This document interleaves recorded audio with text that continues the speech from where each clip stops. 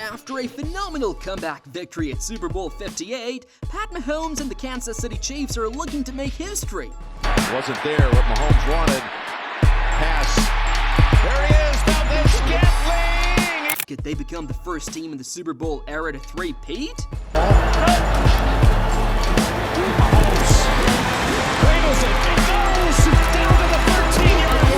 It's a monumental task, one only a handful of teams have ever come close. But if anyone can pull it off, it's the Chiefs, and today on NBN, we're going to explain why.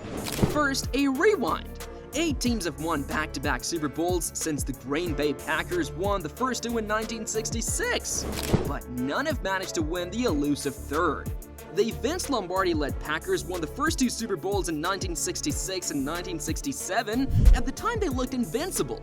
They had leadership, toughness, and a championship mindset that made them nearly unbeatable. But even the mighty Packers couldn't make it 3 in a row. In 1968, Lombardi stepped down as head coach, and despite having many of the same core players, they fell short. Without their iconic leader and with players aging, they didn't even make the playoffs, having their first losing season in a decade, marking turning point in their history, starting a long period of futility and decline known as the gory years. Then, there were the Miami Dolphins of the early 70s, the team that gave us the only perfect season in NFL history. In 1972, they went undefeated and won the Super Bowl. Then they came back in 1973, proving it wasn't a fluke, and won it all again. The Dolphins were the epitome of greatness, flawless execution, tough defense, and a winning culture.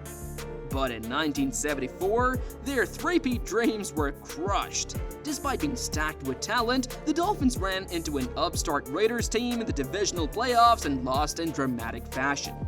The dream of back-to-back-to-back rings slipped away.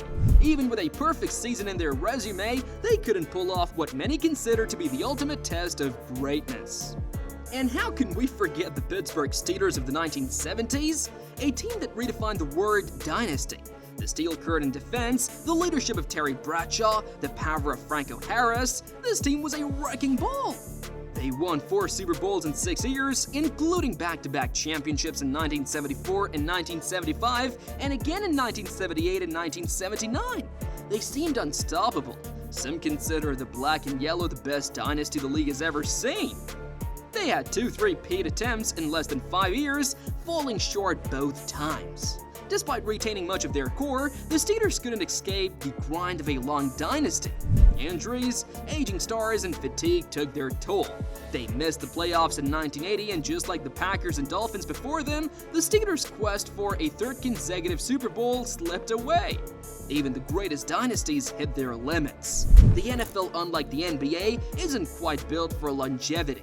And what about the legendary San Francisco 49ers of the late 80s? With Joe Montana throwing darts and Jerry Rice catching everything within a 5-mile radius, they looked like a lock to win 3 in a row. But in 1990, they were dethroned in the NFC Championship by the New York Giants. We can't forget about the Cowboys. America's team won 3 Super Bowls in 4 years. With legends like Troy Aikman and Emmitt Smith, they seemed unstoppable. But after their back-to-back wins in 92 and 93, what happened? They fell short in 94, hit by injuries, egos clashing, and other teams rising to meet the challenge. The Cowboys were like the NFL's version of a rock band, too many stars and not enough microphones. They couldn't handle the pressure of three-peat glory. These days, they can't handle pressure full stop. The 2000s were dominated by the Patriots, Brady and Belichick, the NFL's evil empire. These guys were so dominant, they didn't just beat teams, they broke their will to live. 2 straight Super Bowls in 2003 and 2004, it was almost a guarantee they would win a 3rd in a row. But then, bam, the Patriots hit a wall. No three-peat, and NFL fans everywhere let out a sigh of relief. Whew. Turns out, even the great Brady couldn't dodge Father Time and the relentless competition. So what does that tell us? Even for legendary teams like the Packers and Dolphins, three-peats is a monumental task. Whether it was injuries, age, coaching changes, and the rise of new challengers, three-peats is next to impossible. But is this where things get interesting? The Kansas City Chiefs are not just any team, they're a force of nature. And if anyone can break this decades-long curse, it's the GOAT Pat Mahomes and the Chiefs. Why are they different? First and foremost, Patrick Mahomes. Now, we all know Mahomes isn't just any quarterback, he's basically a magician. He's ridiculous. Last year, they had no right to even make the Super Bowl, yet alone win it. Their receivers couldn't catch a cold, and they relied heavily on their defense.